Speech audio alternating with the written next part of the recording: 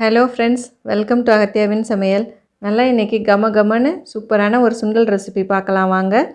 நான் ஒரு கப் அளவுக்கு கருப்பு கொண்டக்கடலை எடுத்திருக்கேன். இது நாள் நைட்டே நான் நல்லா ஊற வச்சு எடுத்திருக்கேங்க. குறைஞ்சது ஒரு 8 மணி நேரமாவது நல்லா இதை ஊற வச்சு எடுத்துக்கோங்க. குக்கரில் நல்லா கொண்டக்கடலை முழுகிற அளவுக்கு தண்ணி ஆட் பண்ணிவிட்டு நம்ம மீடியம் ஃப்ளேம்லேயே வச்சு 5லேருந்து 6 விசில் விட்டு எடுக்க போகிறோங்க. அதுக்கு முன்னாடி 1 டீஸ்பூன் அளவுக்கு நான் உப்பு ஆட் பண்ணிக்கிறேன். நான் கல் உப்பு சேர்த்துருக்கேங்க. இப்போ இதை மூடி போட்டு வேக வச்சிடலாம். இப்போ இதுக்கு ஒரு மசாலா ரெடி பண்ணிக்கலாங்க. ஒரு 1/4 கப் அளவுக்கு துருவின தேங்காய், 1 டீஸ்பூன் சீரகம், சும்மா இந்த அளவுக்கு கொஞ்சமாக இருந்தால் போதுங்க. கொத்தமல்லி தழை எடுத்துக்கோங்க. காரத்துக்கு ஒரு பச்சை மிளகாய் எடுத்துருக்கேன். நம்ம ஒரு காஞ்ச மிளகாவும் போட்டு தாளிக்க போகிறோம். அதனால் ஒரே ஒரு மிளகாய் போதும். இந்த சைஸ் இஞ்சி சேர்த்தா போதுங்க. இதை விட அதிகமாக வேண்டாம். ஒரு 5-6 கருவேப்பிலை சேர்த்துக்கலாங்க. இது மிக்சியில் போட்டு கொரகொரப்பாக தண்ணி ஊற்றாமல் அரைச்சி எடுத்துக்கணுங்க.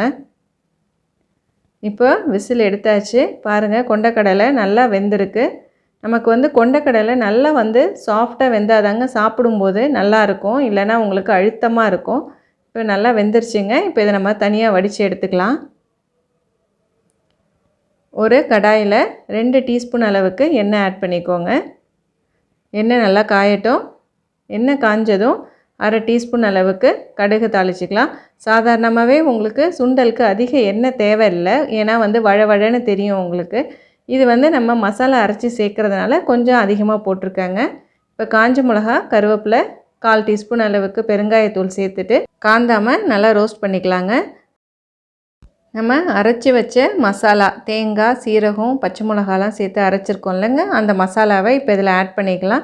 இதை ரொம்ப வதக்க வேண்டாம். லைட்டாக ஒரு நிமிஷத்துக்குள்ளார நம்ம இதை அதில் ரோஸ்ட் பண்ணி எடுத்துக்கணுங்க. ரொம்ப ட்ரை ஆகக்கூடாது. ஃப்ளேமை சிம்மிலேயே வச்சுட்டு இந்த தேங்காவை சேர்த்து வதக்கிடுங்க. இப்போ நம்ம வேக வச்சுருக்க கொண்டக்கடலையை ஆட் பண்ணிக்கலாம். வேக வைக்கும் போதே கொண்டக்கடலையில் உப்பு சேர்த்து தாங்க நம்ம வேக வச்சுருக்கோம். இந்த மசாலா சேர்த்ததுக்கப்புறம் உங்களுக்கு உப்பு கம்மியாக தெரிஞ்சுது அப்படின்னா நீங்கள் கொஞ்சமாக உப்பு சேர்த்துக்கலாங்க. தேவைப்பட்டால் சேர்த்துக்கலாம் நீங்கள். இல்லைனா உங்களுக்கு சாப்பிடும்போதே அதோட உப்பு கரெக்டாக இருக்கும். இப்போ அடுப்பை ஆஃப் பண்ணிவிட்டு நல்லா மிக்ஸ் பண்ணி விட்டுருங்க.